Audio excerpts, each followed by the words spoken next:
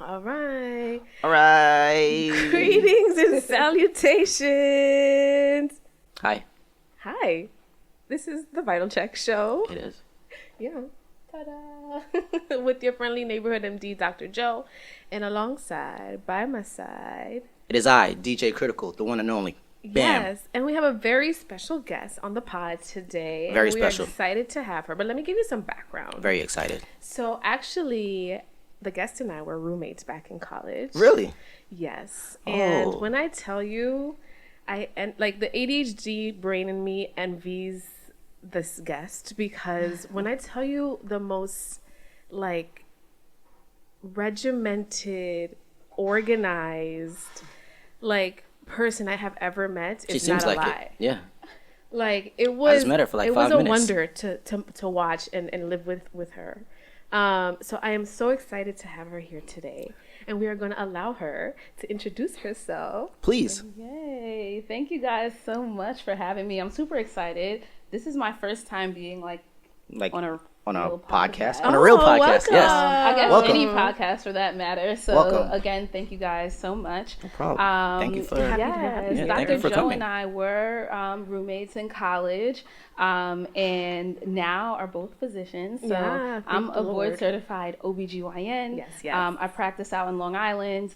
I also am the founder and creator of Nash Lifestyle. We're working on developing a social wellness club for women, Wow. like-minded women, boss women, business owners, Ow. moms, Mm-hmm. whoever out there wants to join our collective. We are working on building that up.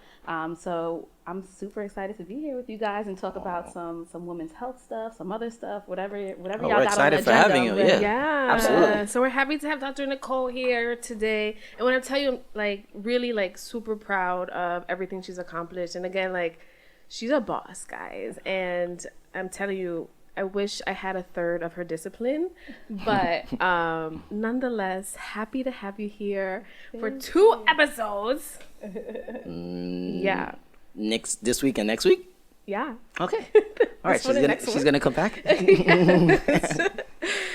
So we're just gonna roll through our humble brag. So of course, because we have Dr. Nicole here today, we want to shout out again her Nash Lifestyle, which, you know, we were talking briefly before the podcast.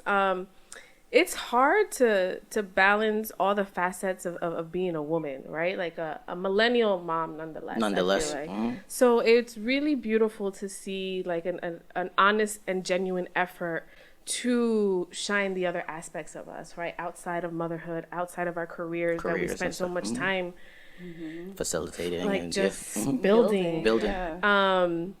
But in addition to that, she just started a run club. Yes. And you run. Well, so my first time running ever, my mom developed high blood pressure when I was in residency. And so she started running to like get off the medication and stuff. So we did a couple half marathons. Then I would say after having kids, I kind of wasn't running anywhere except after them, I guess. And so I know that part of my physical fitness, I do really well with cardio and running. And but really, I have to say the run club was more so born out of, again, trying to create that discipline and that camaraderie. Like the main thing I'm super proud of about the run club, and shout out to one of my friends, Lauren French, who kind of took the reins with organization of it and really making sure that we're sticking to the discipline that we say we want to have, is really the sense of community. Everybody's there for different reasons. It's Right. not all about physical fitness. It might be about your mental health. It might be about just creating a regimen for yourself, or even, and I hate when people say since COVID, but since COVID, like really not having that human interaction. Yeah. So every Sunday morning, it's sometime between 7:30 and 8:30. We're meeting up at different locations in Long Island, and we're getting out and running. And my goal is to try to build up, because mine right now is a run walk. Usually Gotcha. we're doing about Yeah. a 5K. Yeah. Probably finishing just before the people that are walking, but I just, my goal is to just get better. So I'm super proud of that. Yeah, so shout out to Inside Out Club. Like, one of the things I look forward to after pregnancy is running. Yeah. I haven't you were ran. You look running, forward to yeah. that? Yes, like, I'm excited. I hate running. I'm driving and I watch people running on the side. I'm just like, oh, I wish, even though it's like 12 o'clock, the sun is beaming, there's sweat and bullets. Yeah. But I envy that. Like, I really miss running. I had a bad experience with running, so I don't Oh, want yeah, we I don't know. It's okay. But I'm better now. It's good. Good. Yes, I did. I got shin splints. Oh, those hurt. Like no. So DJ Critical thought like running will be similar to sprinting in basketball. Yeah. So he thought he was very equipped. I feel like I was very athletic. I've been playing basketball like the majority of my life, like on teams, like not just recreational. And I was like, all right, you want me to run? I'll run. And I ran, and it wasn't pleasant at all. No, it was really bad, and I despise it. But I've gotten better. I worked through it. Okay. And have you found a love for it? No. Okay. I do not love it. Okay. I do not like it. Okay. I just do it sometimes when I have to do it, and that's just stop. But even like the improvement and the endorphins, like that doesn't like nothing. I don't get any type of enjoyment or excitement from it whatsoever. I'm sorry for that. Oh, no, those shin splints. Yeah, those shin splints was really bad. But we got you new sneakers, and the new sneakers didn't help. No, they did help, like immediately. Okay. But then you still, no, still like that. Yeah, no. But a run club is cool. Like maybe if I joined a run club and I had other people with like different, like similar or different, like ideas of like why they're doing it, and we get to like exchange maybe. Yeah. And I've been sending memes to my friend who's a runner. Apparently, it's one of the best ways to meet a mate. Oh. Yeah. All right, see, y'all didn't start with that. You know, it's like you gotta lead with the right thing. Where else can you find like-minded people? But there's so many of them in Brooklyn and Manhattan, and there's a couple in Long Island. So that's why we were kind of thinking about doing it there. But I'm the same thing like you. Where I have to like build up because I've been doing like mile and a half just like straight. But I think I want to start smaller and then just still build up on it. Everyone's welcome. Yeah. So where can they find information about Inside Out Run Club? So we post weekly on Instagram. Okay. My Instagram is Nicole_Ashley_MD. So we'll be posting that on there each week. We try to get it out by Wednesday. I think we just posted for this Sunday today. But It's all right. We'll be at Belmont Park in Long Island at 7:30 on Sunday. Okay. All right. 7:30 tomorrow. And it's just everybody is welcome. Just show up. Yeah, everyone's welcome. So once people are serious and really want to be a part of it, we do have a WhatsApp group. Okay. And we'll send out the link and let you join there. So we exchange information and stuff on the chat, and awesome. People who are like really a part of it are on there. So yeah. All right. Maybe you'll meet the love of your life there, DJ Critical. Maybe I'm looking for one. Oh, okay. So you ready to talk about your critically single segment? Kinda. Okay. It's a sore spot. A sore spot. Oh my. Oh gosh. Okay. So what are we talking about today? Today we're gonna discuss soulmates. Soulmates. Yeah, and look at that! It's a wordplay. SOLE. So if you start running, you might find your soulmate. You're like a rapper. We've discussed this. I told you I used to battle rap. Yeah, I know. Like you definitely put you on a URL. On my J. Cole flow. But he's not a battle rapper. But anyways, look at that. So if you start running, J. Cole you might and find battles should not be in the same sentence anymore. Yeah, he bowed out. Yeah, but that's respect. I think that's like a nice. It's cowardly. No, I think that's grown. He just wanted to stay in his lane. That's all. That's right. He just took himself out the big three. And because of that, there's no big three. This amazing record of They're Not Like Us. So yeah, he should be included in it. But anyway. We digress. Go ahead. So soulmates. SOUL. Yes. Mm-hmm. I was thinking. So I'm no longer dating that person that I was dating that I thought it was going to be serious, which is why it's a sore spot. Okay. But that was mutual. I thought you were already kind of transitioning. Yeah, but then it was some events happened. All right. So sidebar. I feel like. And we're full of sidebar, Dr. Nicole. Yeah, just so you know, it's just sidebars. yeah, we're. I feel like there was some type of there was a little bit of inconsideration on her part. Oh. And then that just allowed me to just release the reins a lot quicker and just easier. Okay, so you just ripped off the Band-Aid. Yeah. Okay. Yeah. I have a question. Yeah. Oh, okay. I haven't dated for a long time. Yeah. So, but my dating is abnormal. It's abnormal. Very. Okay. But I don't know. I have some friends that are dating, and I do feel like these days that if the person that you're interested in does like one or maybe two things, and it's like, all right, no. Is it like our age group? I don't know how old you are, DJ Critical. I'm around the same I age. don't know. Is it our age group and we're like, I don't want to deal with any of this nonsense, or is that just No, I personally have a higher tolerance of Debauchery. debauchery. Is that did I make that up?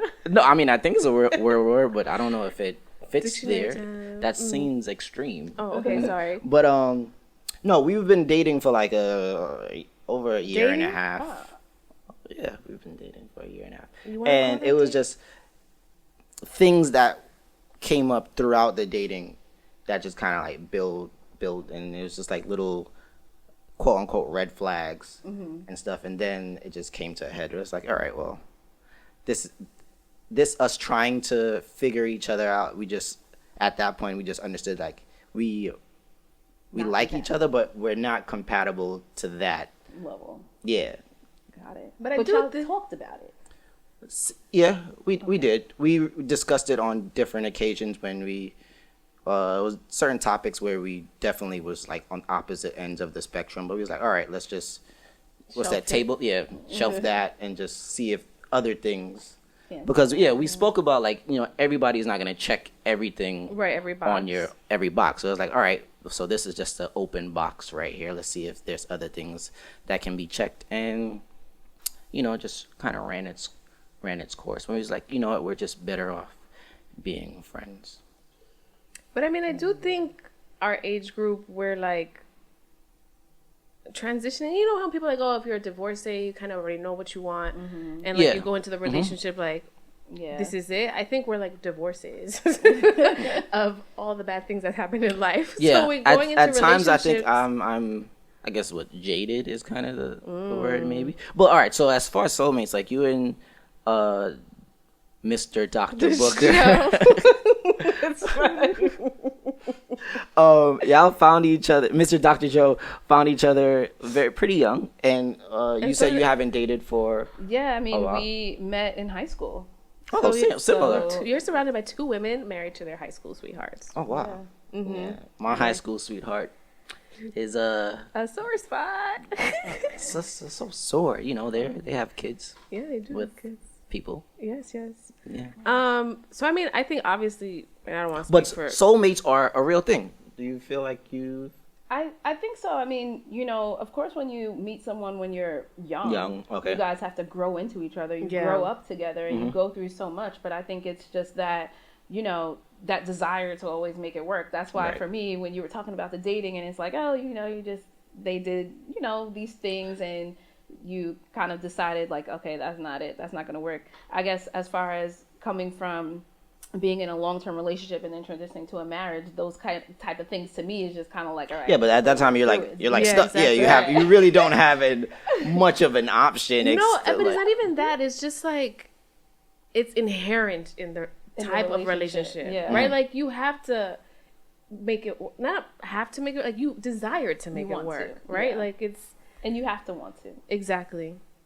Okay, So, I see that. It's So the another reason why I brought it up is because in separating with this person, just so happened as fate is oh fate, gosh, don't tell me another person. crazy. someone else Oh gosh. Came right happened to in. just Appeared. Lord. that just appeared at the same somewhat in the same time. Look at that. An And answered prayer. I wouldn't say all that, but it's seemingly like we're like the same time. We're like our birthday is like 4 days apart. I don't know if like astrologically. I don't know. I feel If like that- Capricorns are just dangerous people. First of all, dangerous and Capricorn. but let me see one. Capricorn and Capricorn. I don't know if that's But a good thing. just like getting to know her and just talking like regular conversation and just like interacting with her, like we are very like alike, and it just meshes well because at times we don't have to like either like explain things because we're kind of like Some just inherent on the same understanding. Yeah. on the same like wavelength of just hobbies, jokes, tendencies. Apparently, two Capricorns are very compatible. See? Somewhere near 90%. Wow. Oh my god! Look That at that. is Your amazing. soulmate. Right. just- So yeah, I'm just like, we're just it's very, very surface, very like beginner. Just I mean, so I think, and this is my personal opinion, obviously, shoot. I think you need to tend to the relationship with yourself. What does that mean? AKA, like, be single for a little bit. I am Work single. on yourself. But no. Throughout these No. whole years, I've been single. The last relationship I had was in high school. Okay, fine. Formal relationship. But situationships you've been in and out of for how many decades already? First of all, several, some. So, and when was the last time you worked on yourself without having any strings attached, nothing? I mean, momentarily in between those situations. There wasn't like back to back or all concurrent. There was some space in between. Okay, so you think this is the best version of yourself that you're offering to this fellow Capricorn? Yes, absolutely. I've worked on myself Okay. throughout these years, and I've really like put together a great DJ critical for the next woman that I'm gonna have a relationship with. Oh, okay. You worked on that. No, I didn't. It's all no. It's Sounds like a tagline. no. I For did The not. Bachelor or I didn't something. practice at home. No. No, but yeah, I feel like at this point, and just in our conversations and stuff, with you and just an array of other people, I feel like I'm more centered and I'm a better me. Okay. Lots of transitions for you. Yeah, lots. Yeah, Yeah. you know, I'm growing. So, I I'm mean- finally accepting adulthood. Finally. Okay. Well, as we're entering our fourth decade of life, but okay. You know, I'm a late bloomer. Oh, yes, right. That's right. That's Like, right. cause in my 20s and stuff, I was for the streets. Gallivanting. Yeah. Wild and free. Oh yeah, yeah, and it just What a time to be it alive. just it's my profession. It Oh, that's true. it's the access. A man of the night. A man of the night, like Batman. Yes. Mm-hmm, Yeah. Mm-hmm. And yeah, so that probably extended my youthful days, my youth years, and stuff like that. And Vibes Cartel is free. Oh god. He sure is. So my fellow Jamaicans on IG are I might wilding go, out. might go back to the streets. Oh lord. Okay, so do you believe in soulmates? I believe in soulmates. I feel like besides this person that is just awesome right now, because it's like the what you call the honeymoon phase. Even like prior to the honeymoon, I've only known her but so long, but we just really like mesh really well, and it's like it's like a little light bulb. Prior to that, there was somebody else that I was really engulfed in It's that hard to keep up. that I feel like was my soulmate, but you know, it was just when being a soulmate, both have to kind of Align. feel like they're they're Oh, right. you can't just have one that feels like, you felt oh, like you- you're my soulmate, and the other person is like, well, you're my mate, just a mate. So yeah, All right, so best of luck. thank you. Oh, I gotta keep a calendar of these This- things, of these Thank you. milestones. Yeah, you know, I'm trying to. I'm gonna settle down this year. Okay. This year, It's a lofty goal. Yeah. But it's already August. that's doable. Okay. This year. This year, settle down. Okay, next year. Next year, yeah, next I year mean, is I feel doable. like 4 months to get to know someone. Yeah, because like, that's kind of it a takes me rushed like timeline. it takes me like 2 years for her to be my girlfriend. So Oh, you know, I just saw a post on IG, and this is the last of it. I promise. are you shopping? No, sorry. So I saw this post on IG, and this dude did like a whole big setup of like in His a hotel timeline room, or something. Oh, I did of that like the before. flower petals and stuff, and it was like, "Will you be my girlfriend?" Oh, So, but the comments were like, "Why you in a hotel room and you're not his girlfriend yet?" And I was like, "Really, IG? Like this is where we're like." I've done It things was a like beautiful that. gesture, and IG on a just second date. destroying. That's Wow. what Instagram does. Yeah, but Yeah, but I'm just over like for thoughtful. 2 years for you to I'm be a over girlfriend. thoughtful and over generous sometimes. So Right, we've discussed that before. yeah. How long before like you and your partner like became like in a relationship, like the talking stage or something? Do you remember? Well, we met at Cold Stone. Oh, We both Creamery. worked there. Yes. Great place. Our entire And, high school. Oh yeah, I worked there, He, and I did he some was- extra stuff there too. Really? Yeah, Okay. I'll tell you off my.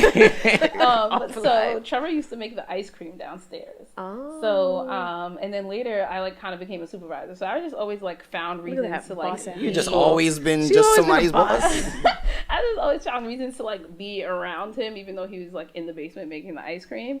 And he, like he is right now, because he's in here in the studio with me. He just, paid me no attention. Timzo. And then finally, I think one of our friends takes credit for like introducing us. They went to high school together.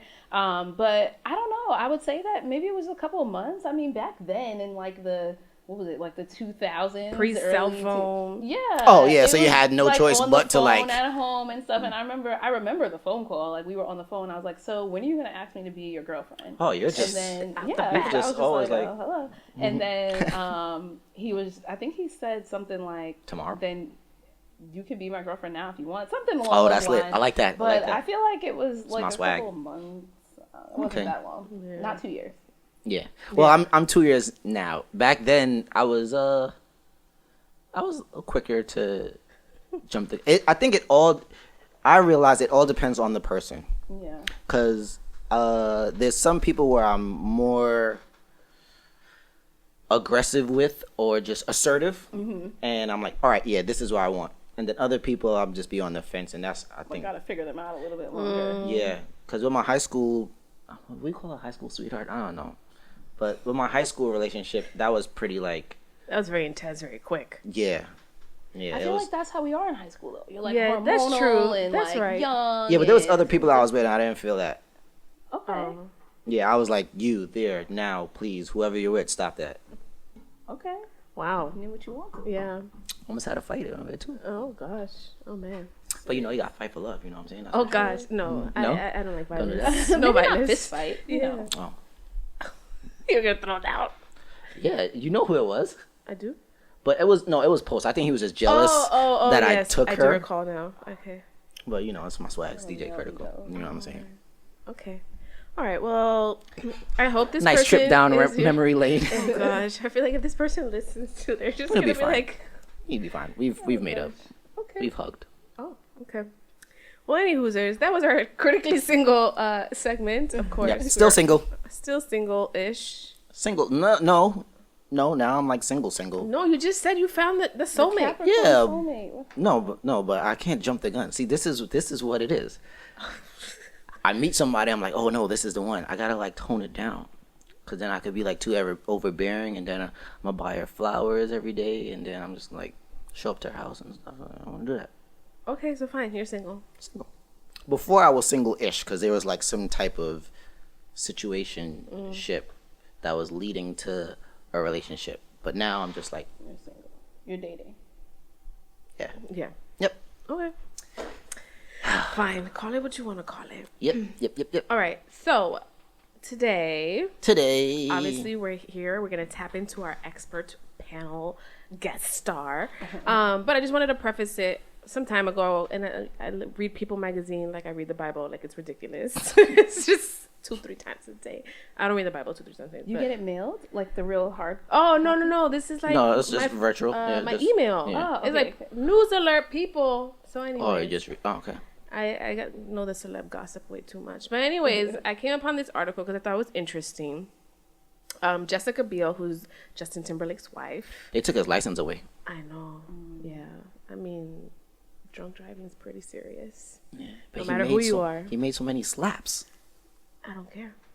You can kill someone. Slap him on the wrist. He can still make music. He can pay somebody to drive. Yeah, he just gotta drive. But like, he didn't need to drive. Yeah. That's what I don't anyways. understand. I'm like, surprised he was driving. Yeah, like, But anyways, I mean, she, amongst other titles, she was someone before she was JT's wife. She was, yeah. But she said she was shocked at how little she knew about her own body until she struggled to get pregnant in her 30s. So she wrote a children's book about it, on how to destigmatize conversations surrounding menstruation. And okay. I'm like, what kind of children's book can you write about not getting pregnant? But then, okay. About periods and other things. Mm-hmm. So that made me think of how, like, much myself, being even a medical professional, like going through this IVF process, how little I knew. I didn't know anything either. Yeah, you had a lot of interesting questions which we got to come back to, because one of them was, if you conceive a child naturally, can you take them out before 8 weeks and freeze them like an embryo? And I was like, no, you can't I don't think so. No. Oh, okay. I said that's a different procedure. I just wanna, it is not. I just want to make it and then just save it. Just like, no. Okay, thank you for So we're gonna Getting delve back to me into a on that. number of topics again because we are getting a little old. Things are changing. Our bodies I are don't believe different. in. I don't believe in getting old. And I'm assuming you also want to procreate at some time Yeah. in the future-ish. I don't know. Yeah. The next few years. So we want to make well-informed decisions and understand your partner's body. I do. It's important. It is very I do important. it. So Understand with their that, bodies. we're gonna add some disclaimers because again, although we are medical professionals and we are physicians, You too, guys. yes, Not me. yes. The information that we're gonna include in our podcast obviously is for informational purposes only, and it's not. Should put a little tagline. Yeah, Yeah. I'll type it in. Oh, thank you. Yes, of course, as the editor as well of the podcast. So whatever we discuss is not intended to be a substitute for professional medical advice, diagnosis, or treatment. So always seek the advice of your physician or Yes. whoever your qualified healthcare worker or provider for any questions you may have regarding a medical condition or treatment. Yes. AKA, we're gonna give you information, but you can't sue Our word us is not bond. because Yeah. Right, don't sue us. we are not Yeah. your doctors. Absolutely So- not. All right. So we opened our chats for questions. But before answering some of the questions, I just kind of wanted to start off with my own journey.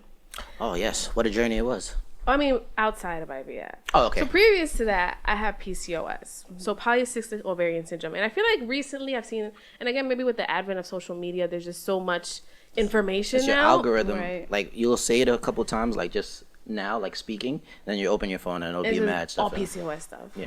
And I know a lot of folks with PCOS, which stands for polycystic ovarian syndrome. So I was diagnosed, I think, my freshman or sophomore year in college. I've always been obese, and You're not. First of all, you're not obese. medically, You I have am. like cysts in your ovaries. Yeah. A lot of I know a lot of females that have that. Look at that. Look at Like that. just Told like you- they just said in the data, is that one of the check boxes? oh, I want to know if you have cysts. What are your friends and people that I dated. Yeah, like people just feel comfortable just speaking to me because I'm very understanding and I listen. Oh, okay. So what do you do with this information? They open up. I learn. Oh, I and take it. got it. Okay. That's when you said I was like, that sounds familiar. It sounds familiar. Yes. So, I've always been obese. I've always had irregular periods, and then so part of the workup was an ultrasound. And then back in the days, I feel like the hormonal testing wasn't as strong, so it was just like the ultrasound finding of the string of pearls. Did you ever take like birth control to regulate your? Yeah. So I've always been on birth control since I was 19, 18. And then I don't know, by virtue of being Dominican, I've always been hairy, so I've had the hairy part. So I've had PCOS, but I've never like tested for like the metabolic stuff, although I feel like I've always had some aspect of insulin resistance. So, Dr. Nicole, so let's chat about PCOS and what the folks Yeah. think about it. It's a really big topic these days. And there's some part of me that sometimes, especially in our younger population, like the adolescents, even like girls that are going into college, we still have to remember that our brain and bodies are still developing, right? So I do think that some part of it in some younger folks is a little bit overdiagnosed. And so when I do have some young girls coming in for second opinions about it, I'm like, hold on, let's do the actual testing. So there's actually 2 out of 3 criteria that you have to meet to be diagnosed with PCOS. So one of them is what you mentioned. So the ultrasound findings of I don't know if they even call it string of pearls as much anymore, Yeah, but no, it's I think it's an appearance of the ovaries where you have a bunch of little small cysts. So they're not necessarily always big bad cysts that are going to cause you pain, but the way I like to describe it is you have a lot of cysts that are stuck in like teenage phase, and there's an abundance of them, and they don't really mature each month, which is how you end up getting a period and being able to get pregnant, because one of them is supposed to. So they kind of stay stuck in that immature phase, and then every once in a while one might mature, and so you get a period. I think the criteria is actually 8 or less times a year. So that's the second criteria, is the irregular periods, or oligomenorrhea, meaning you're not getting it every month normally. And the third criteria is we look at the lab abnormalities, like you said. So they're supposed to be reflective of excess androgens, which is like testosterone or DHEAS, and those are the hormones that actually give us some more male characteristics, right? So that's when you were mentioning like the excess hair or even acne, those type of things. Now, what you had mentioned about the metabolic stuff, it's not necessarily included in the criteria, but it's definitely associated. So a lot of women with PCOS do have insulin resistance or prediabetes, even lipid abnormalities is possible, the obesity like we mentioned, and then some people even can have like blood pressure abnormalities, like that whole syndrome that goes together that we call the metabolic syndrome.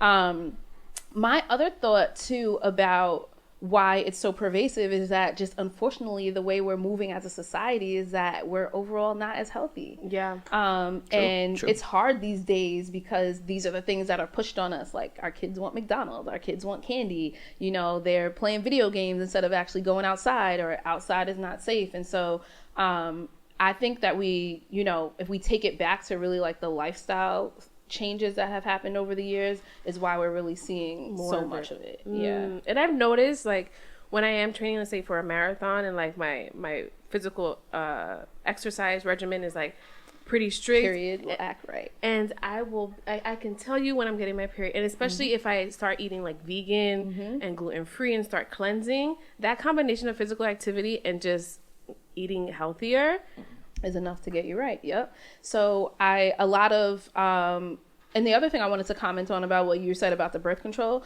is that nothing but the lifestyle changes and really making yourself healthier at baseline is really going to fix PCOS. And some people believe that it never really goes away, just ever. You can manage it and like make yourself healthier and, you know, get your periods back. But birth control doesn't fix it either, right? Birth control makes you get a fake period. All right, so you're taking medicine to like manage your hormones all through the month, and then that last week you take them away and your body like withdraws and has a period, right? So that's not fixing your PCOS. You stop your birth control pill, and for a lot of women, unless you're young and transitioning into your adult life and now your period itself got better, birth control pills are not necessarily going to fix it. It's just for you to get a fake period. Question, what made you choose to be a OBGYN out of like all the other specialties? So I didn't even necessarily want to be a doctor. I can't believe it. I cannot believe it. One of my friends from elementary school remembered me saying it in second grade that I wanted to be a doctor. And like one time under my post, she was like, "You really said this in second grade?" I'm like, I don't even know why I said that, because I did have a good relationship with my pediatrician, even though he called me fat a lot when I was younger. But I was like, he was really smart and like, you know, so I was like, okay. I didn't know what I wanted to do, but I found out about the program we went to, Sophie Davis, and I was like, well, if I don't like it, then I'll already be in like regular college, so it doesn't matter. So what I did was during the time in school, I volunteered for money at different hospitals. Like I went to Harlem Hospital and they placed me on labor and delivery. Like you could get placed anywhere, but they placed me on labor and delivery. So I saw a lot of the women's health stuff that was going on, the labor unit. I volunteered at Planned Parenthood and did pregnancy options and STD testing, counseling.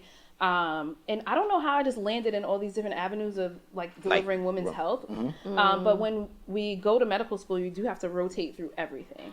And I was open-minded. I swear I was open-minded about everything, and I just didn't like anything else. And our field has such a variety. We are surgeons, we operate, we get to take part in like some of the happiest moments of people's lives. That's true, having babies. Yeah. And then there's that part of me that just loves the adventure, because OB and GYN can also have a lot of emergencies. Right. Like stuff can just go haywire in a second. And it's that like adrenaline rush for me of like managing and performing in emergencies, and that really drew me to it. Also I think that we have a big impact.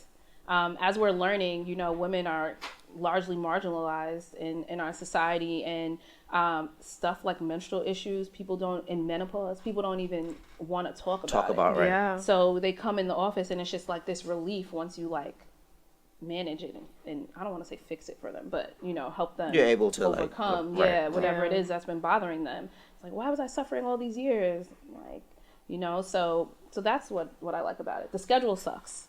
Yeah, you guys work hard. I don't sleep. You guys work very hard. It's crazy, but it's worth it in many aspects. Yeah. Awesome. I wanted to be a pediatrician once upon a time. What happened? Money happened while I was young. I mean, money's still not happening with pediatrics. Let me tell you that. Yeah, I just started doing things to get money that took me away from focusing on like schoolwork. So that's a common thing, and I'm not saying this was you, but medicine is definitely by no means about instant gratification, right? It's a long road, and so you have to be pretty farsighted to be okay with that, because you're gonna miss family functions, you're gonna miss out on your friends are making money and traveling here and there when you're still, and then you become a physician and you still have student loan debt, and like Joanne was saying, I don't necessarily agree with salaries and the way that we're paid and stuff like that, but it's still a lot of work. So if I had to rewind, maybe I would have done some stuff differently. Yeah, for sure. I said I would have been a nurse. Yeah. 100%. Yeah, shift work. Can you still be a nurse though? So some states do not allow you to like demote yourself. Right. So you have to take your highest degree. So it depends on the state of your licensure. But you can't just get like a nurse degree? I can if I want. I can go back to get an RN and then be a CRNA and then make That's exactly what I would have picked as much money as CRNA. More money than a pediatrician. No, they make a lot. I have a few nurse friends. And it's shift work. Yeah. Yeah. So then you go home. There's no notes. There's no phone calls. So you're like on call like 24/7 basically. She's on call 24 hours. Yeah, we do. We have, which we were talking about a little bit offline about the structure of the practices, because you were mentioning about your delivery and who was going to be there and stuff like that. And so, we take care of our patients and they want us to be at the delivery, of course, but unfortunately we can't be on call 24/7. So our group actually has a structure where there's 8 of us that rotate and share the coverage in the hospital. Coverage. So like if a water breaks and somebody, okay. So I'll tell them, if I'm on call, I'll absolutely be there. I do try if I really can, but we have our families and other stuff that we have to do. You do have to go to sleep occasionally. Be well rested. Right. So, but sometimes the calls are long. I try not to do anything more than 24, but people have been on for 36, 48 hours. Oh my gosh, egregious. Because there's no regulations, you just do it. Yeah, you just insane. Oh my gosh. But yeah, I mean, so what Dr. Nicole was alluding to was that, I scheduled my C-section date for when my OB was on call. Okay. And but you're a planner like that, so. But the other OBs that have been interacting with, like, I don't know if they don't like my OB or what it is, but the vibe I got was like, well, then what happens if something happens before? I'm like, well, I'll deal with it then, but I want my OB there. Wait, okay. And that's normal. And I feel like you should have that prerogative to do that. But sometimes it's hard to get. For something scheduled, I do feel like, as that person's primary OBGYN, that it's my job to be there. Right? If I say we're going to be there at a certain time together, then yes. But if your water breaks or, the baby decides to come and the baby wants to come, because that's what happens, then there's always, supposed to be coverage available. Yeah. PCOS. PCOS. So one of the questions we got, and it's so colorful, I love it, but I'm going to bleep it out because then it's extra work for me to edit. So, okay. So the question was, why does medical research not give up about PCOS, and why is there no FDA approved treatments that aren't off label for PCOS? And also the second question is, why does God hate women and PCOS is even a thing? Thanks. So what do you have for that, Dr. Nicole? So I'm sure women that are suffering through PCOS and any other type of menstrual abnormalities really do feel like we are hated and that there's something wrong with society. But in all seriousness, there is not enough attention paid to women's health issues just in general. I think now we're in except for removing reproductive rights. Right. I was going to say we're in a very politically charged climate where women's health and women's reproductive rights are really at the forefront of all of it. So it's super important that we're very involved in that, mostly on the local levels, right? Like, that's where really decisions are made. And so being vocal about what it is that we expect and what we want is super important. And then the money follows, right? Like the money's always going to go into the areas where, you know, those are the topics that are being highlighted at that moment, especially when it's surrounding politics. So if we continue to bring enough attention to it, like, for instance, Halle Berry is now the face of, like, menopause and menopausal issues. Did you guys see that interview she had? Mm-hmm. Where she said she was going to different GYNs and they told her she had herpes and all type of stuff. And she really had, like, genital urinary syndrome of menopause, which is when your estrogen is lowering as you get older, your vagina's dry. Yeah. I've been that's seeing that all on Twitter. That was wrong with her, right? And so now people were saying that she had herpes. Yes, because it was burning, and that's what she's saying is burning, right? So now we have Halle Berry out there talking about menopause, and there's so much money being funneled into menopause. Even the institution that I work for, they paid for all of us to take an exam to get menopause certifications. Wow. That's a thing. Exam. Oh my gosh. So it's like, okay, make it a hot topic, whether it's a celebrity or something else. So and then it becomes right. And I'm not saying give in to the sensationalism, but certain topics like, you know, PCOS and women's reproductive health, I think that we just need to not market it a little bit differently, but something to change it up instead of just saying, like, you know, that this thing is happening to us, because I don't think anyone's going to care about it in that regard. But once we figure that out, then I think the finances and the push behind the research will be there. And like also like what you're saying, like it's also the population it affects, right? So no one's I mean, worried about us. It's more minority based, or as far as PCOS is.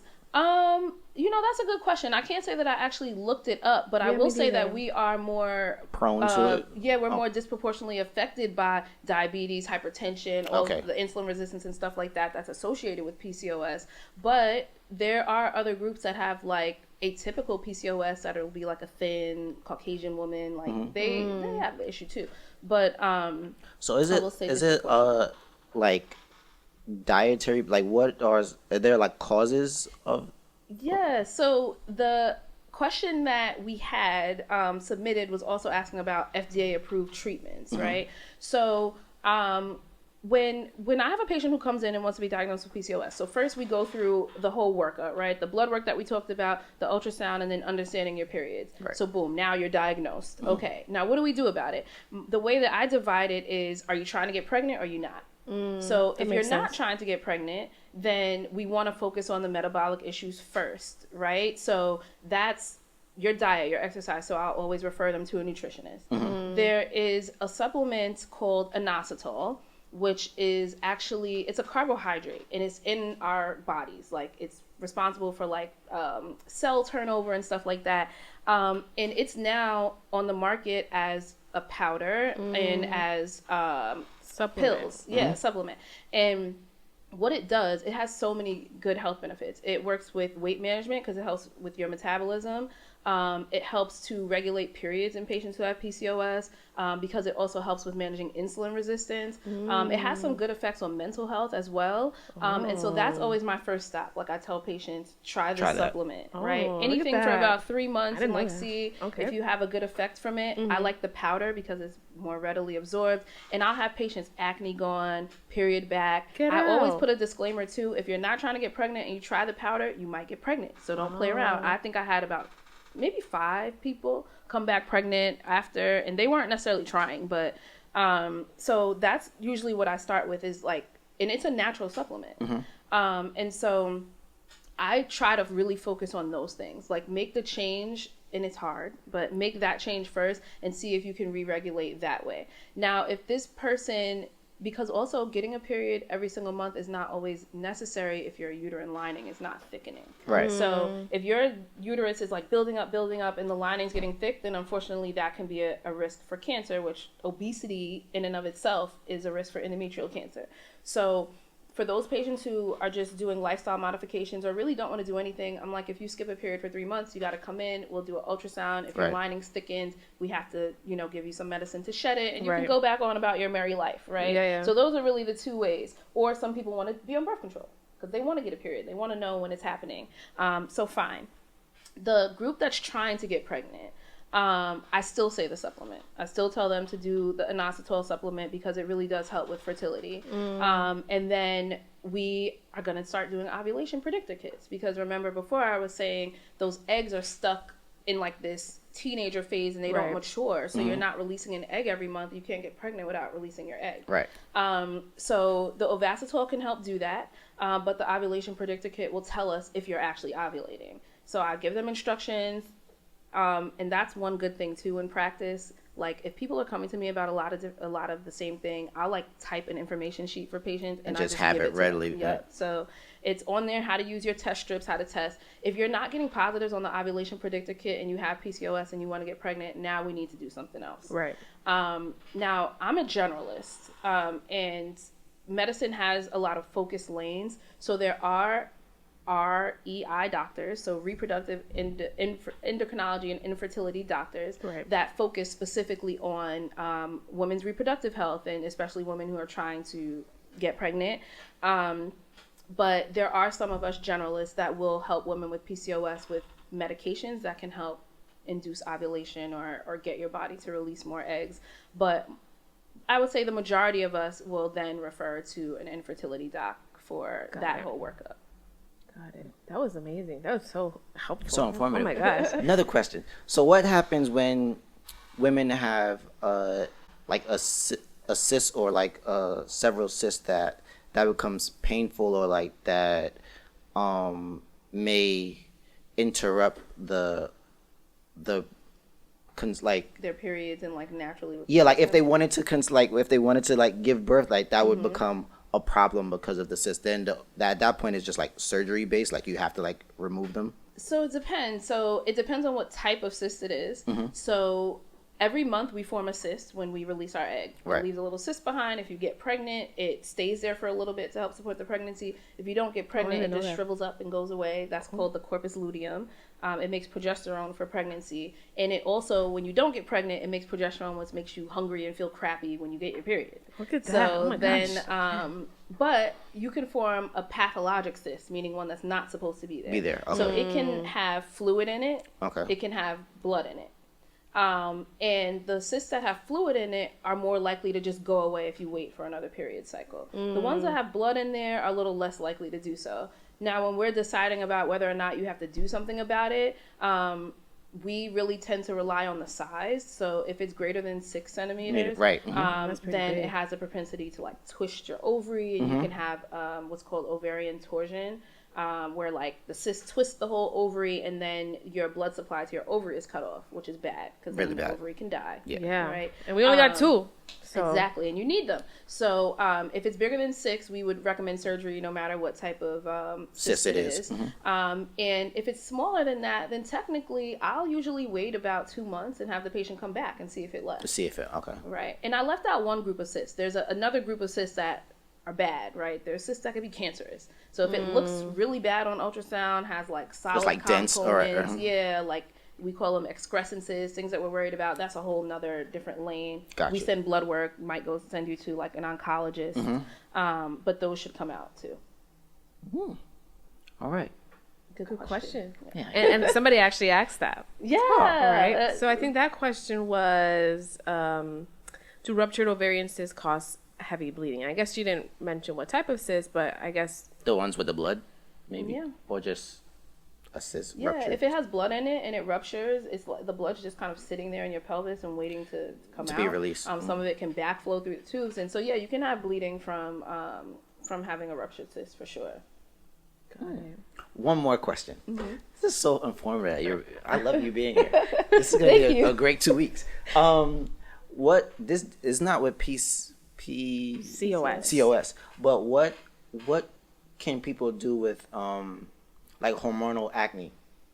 So Is that in the OBGYN field as well? So people come to us about it because sometimes they'll go see a dermatologist, which most people do first if they have hormonal acne. And there are some dermatologists that will manage it, but then sometimes they'll circle back and be like, go to see your Go OB. to COB, yeah. So a couple of things. One, of course, your skin regimen, right? Like you want to really make sure you're using clean products, like cleaning your skin and cleansing it appropriately.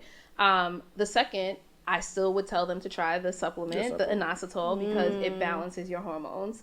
And so for some people, like I said, I've had a couple of patients whose acne like disappeared. wow. But does it come back like when you're off it, or is it like something that you have to take for a certain The supplement. amount of time? So I can't say that observed long enough to say that somebody came off of it and their acne came back. I personally haven't seen that just yet. But if you really treat all the other underlying stuff, so it might not even be with the supplement per se, but say you're doing like your lifestyle modifications and stuff like that, then probably that would have a more long-term effect. Right. Now, a supplement while you're taking it is going to do well. What and it then does, when and you then stop it, it might not. So the other thing with hormonal acne is there are birth control pills that target, or the progesterone in them target decreasing those androgens. Remember we talked about that before. So the testosterone levels. Yeah, so we'll pick something like that has like a drospirenone, is a particular type of progesterone in it that specifically targets patients who are having like excess hair or excess acne, because that particular progesterone like binds up and like lowers testosterone. The other thing you could take is spironolactone. So it's a medication that, again, also helps to lower androgen levels. So there's like pills and supplements you could take, but I usually try to start with the more natural. Yeah. All right. I think I'm good. Okay. So what are some common misconceptions that you find? Because as you mentioned, like even like with the perimenopausal or the menopausal women, like I'm happy to see like there's some influencers I follow, and they're starting these and they're women of color starting these conversations, like, right? So Tabitha Brown is she calls it Perry. She's like, Perry is messing me up, right? So she's like, bamboo sheets, because I'm pregnant, we're both having hot flashes. I'm like, oh, let me try bamboo sheets. If it's working for perimenopausal women, it has to work for the pregnant women. I mean, the bamboo sheets plus or minus, but right. So what are like some? And the other one I follow is actually a Brooklyn clothes designer. And she says she had like frozen shoulder, and apparently that's a thing. And I was like, I've never heard of this. During pregnancy or menopause? Menopause. Okay. So there's things that I'm finding out other people's journey, because again, like people, I feel like we don't talk about these things. Right. So what are some common things that you find folks are coming in to you to discuss that is like you thought it would be, readily common knowledge. Common knowledge, but it's just like, oh, people really we just don't know. Yeah. Definitely, like I mentioned a little bit earlier, that your menstrual cycle when you're younger can be irregular. So like prescribing early diagnoses to things that really don't need it is something that's super common. And I think like anxiety provoking in a teenager, right? Like now I have this thing and it's not necessarily, true. So that everyone thinks that their vagina is supposed to smell nice. Like, it's not supposed to smell bad. It's not supposed to smell, like, fishy. But it's not flowers. Right. Like, it's normal. So, if it has a little bit of, like, a musty odor or a scent, like something. Odor just seems like... Yeah, odor sounds bad. You're right. If it has a scent... A distinctive scent. Right. Although scent and odor are kind of synonymous, but okay. Odor just... Odor, it, like, flows off the tongue. Odor just looks like there's a green gas coming from it. So, especially before your period or after your period, very, very normal to have. Also, like, an occasional feeling like it might itch down there. Like, especially you go to the gym a lot or something like that. I feel like that just makes sense because there's a lot going on. It's sweating. Yeah, like you're sweating. There's hair there. So your hair removal, like the way that you remove hair, shaving is bad. Yeah. Right? It's really, really bad for your skin. The vagina has to be moisturized, right? So it's still skin. So whether you're shaving or waxing or something like that, or even after you like shower and cleanse, my favorite thing is coconut oil. Right? One, it's a like a light moisturizer, and two, it does have some antifungal properties. So it like has a dual purpose, and it's look at that. And it's natural, right? So I could rub some coconut oil on or people. like if something's really bothering you, vitamin E oil, like those things are really good. Now with pregnancy, there's so many things, right? And I don't know that we can or should, or maybe it's fine to equate pregnancy and menopause together, because they're just both these really these periods that have like intense hormonal fluctuations, right? So anything that's going on with you, you can probably relate it to a hormonal change during your pregnancy or during menopause. So this is why now menopause has really become so important, I guess, beyond Halle Berry to people, because we're really realizing the impact that it has on everything. Yeah. So I actually have a couple of patients too now that are actually going through premature ovarian failure. So they're less than 40, their periods have stopped, they're having hot flashes, their labs are showing that they're in menopause. Now our ovaries have good function as far as your estrogen and everything like that until usually around age 65. And so you really need it for your cardiovascular health, for your bone health, Right. for your mental health, right? That like brain fog that you get when you're pregnant or when you're going through menopause. It's important for so many other reasons. So I think now people are finally starting to pay attention because there's so many other things that can become of it. So I guess with the woman who's talking about her frozen shoulder, like estrogen's important for your bones. So, you know, that's why when we get older, we start testing for osteoporosis and stuff when your estrogen levels decrease. So it has so many implications. It's beyond just getting a period or, you know, being able to have a baby. So those I would say are like some misconceptions about stuff. Like usually we can relate anything to hormones, and it's probably normal, but even though it's uncomfortable, but yeah. Do you have kids? I have 2 boys.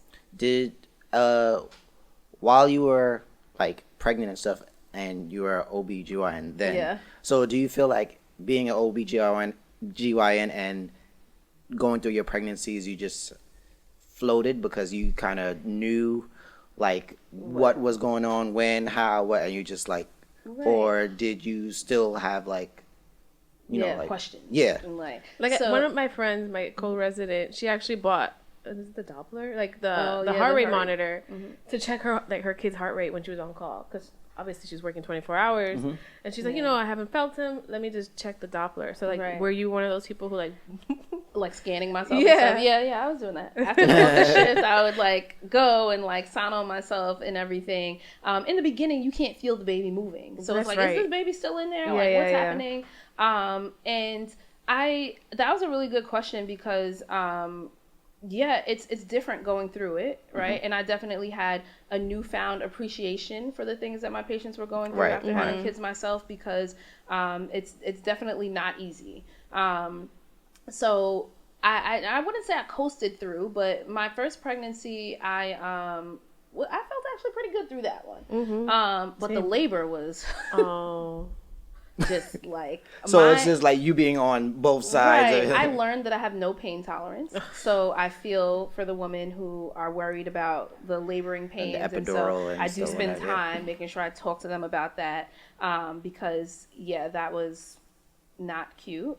And then just the fact that you really should be open-minded going into your deliveries, because I'm terrible. I really cannot see without my glasses. But when I went to have the baby, I took my glasses off. I lowered down the tones on the monitor. Like, I just let my doctor do her thing, because that's really what we're there for. And unfortunately, with social media and just the way that Black maternal health is right now, people are scared. And even if you have a Black OB, I've had patients walk in and meet me the first time and be like, so what's your C-section rate?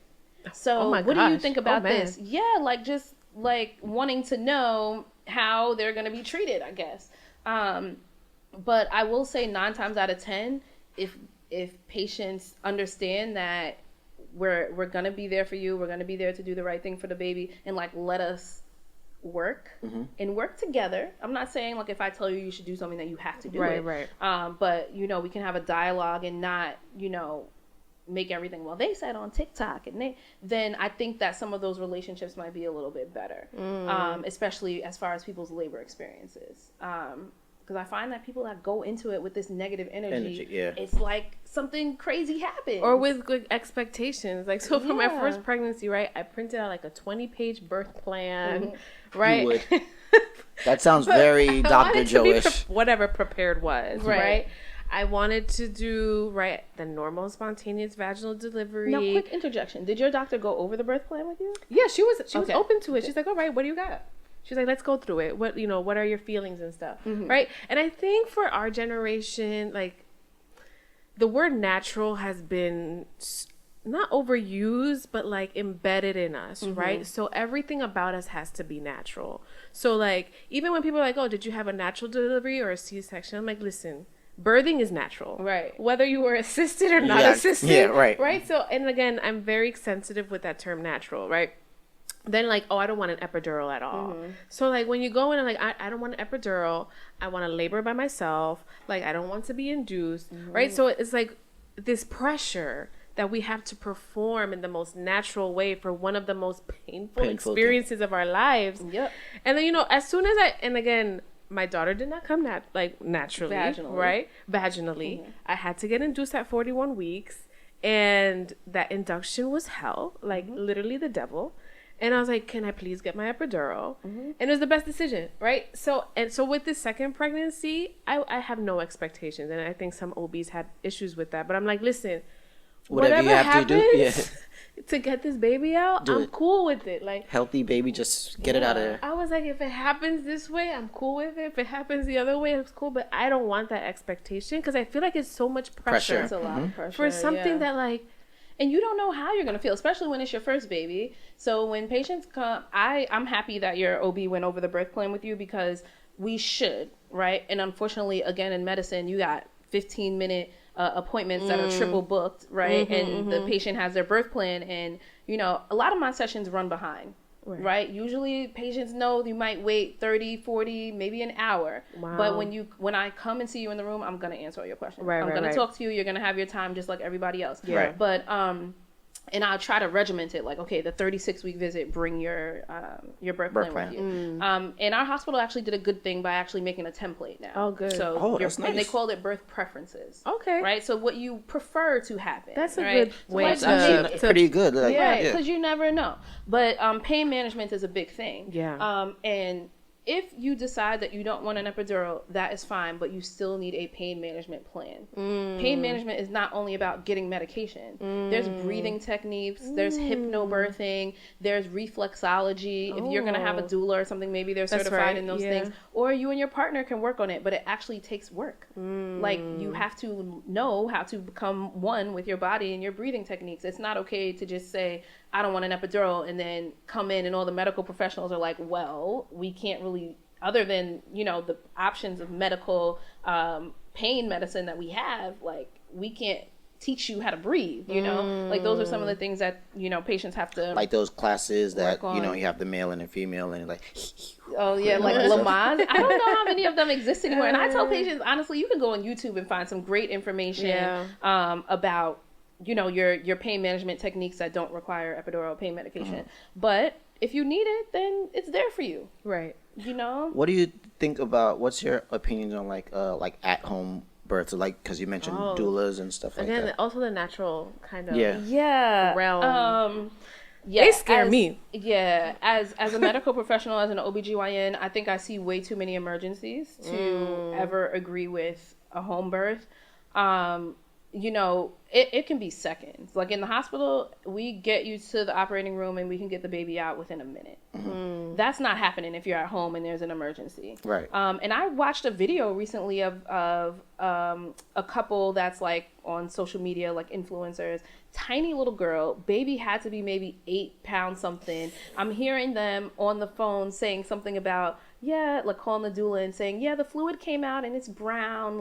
Okay, now your baby already pooped inside. Now you're still trying to labor at home. She had a whole shoulder dystocia on video. Oh my God. So a shoulder dystocia is when the baby's head comes out, but the shoulders don't. It's an obstetrical emergency. It is. The baby is stuck. Right. Yeah. And they're on the video trying to call the ambulance and they're in the back. It was so scary. And I'm like, and they recorded it and, put it online because, oh my gosh. And the baby eventually came out and was fine, and so was the mom. But I think these are the things that people see and think that it's okay, but these things turn into complete badness, right? So what I would hope for is that our hospital facilities just become a little bit more friendly to patients who desire births that have less interventions. So a birth center attached to the hospital, right? Where you can be readily available if need.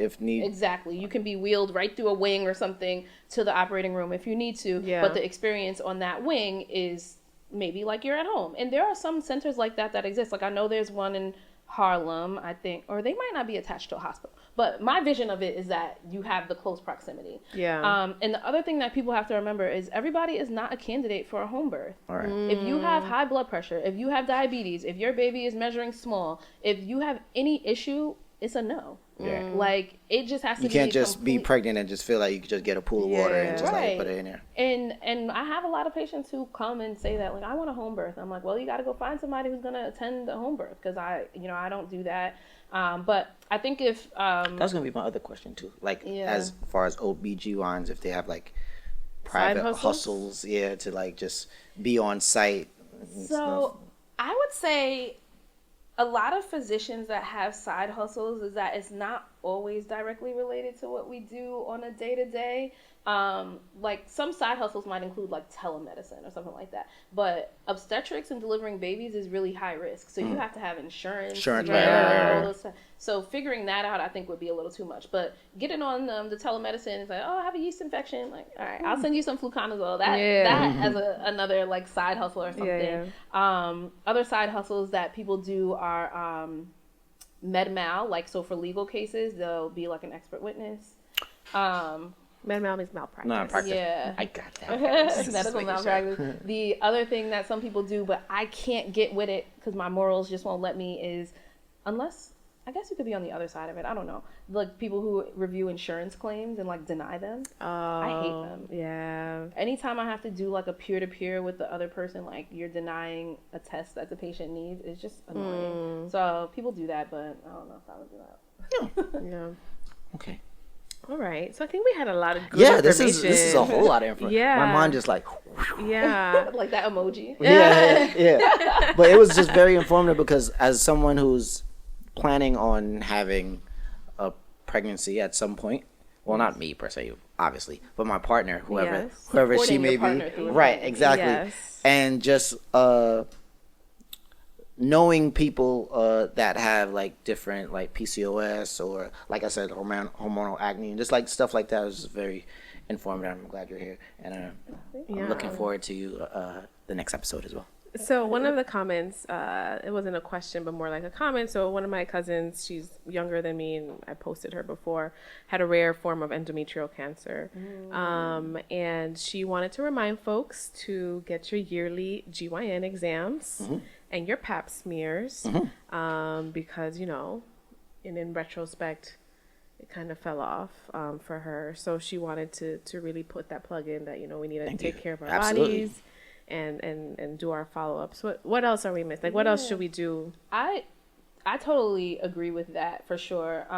Some women will use an OBGYN as their sole primary care provider, which some of us are cool with and some don't like as much. You know, I'll at least start it, and if something is wrong, I'm like, okay, you have to go to your endocrinologist or you have to go to your primary. But we expect to see you every year, right? I do pap smears every year. Some of the guidelines for our governing bodies say it's every 3 to 5, depending on your age and if you get HPV testing with it. Because a pap smear looks at two things. It looks at the cells on your cervix, and then it also looks for the HPV virus, which can cause cervical cancer.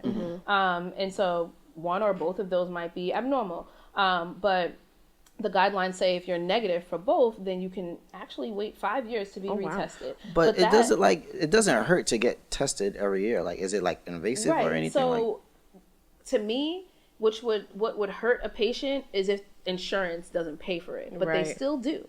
Even though the guideline says 3 to 5 years, because my thing is that most people who come to the GYN are coming for their pap smear. So you're still forgetting about your clinical breast exam, right? Oh, that's your important, yes. STD testing, that's just to right. check in about overall what's going on. Like I always, we saw you last year, like what's been new, what's going on? And stuff always comes up. Right. So there's always something that could be addressed. And as women, we tend to kind of wait around until things are the worst. You're in the ED, hemorrhaging and anemic and need a blood transfusion. Right. Oh, I got to go to the OBGYN. Yeah, it's better to be preventative than... Right. And people hate pap smears. Like, it's not comfortable. Just like they hate mammograms, right? Yeah. After age 40, you need to get your annual mammogram. But you could do anything once a year. Like, that's true. I love going to the doctor. You do? Yeah. I can't say that I do, but I'm happy that why not? you do. I just... Maybe like trying to find time is like... Oh no, I like going and just knowing that everything's okay. Like I like that. So then I could go about just living life the same way I am and not have to change things. Living my life like it's golden.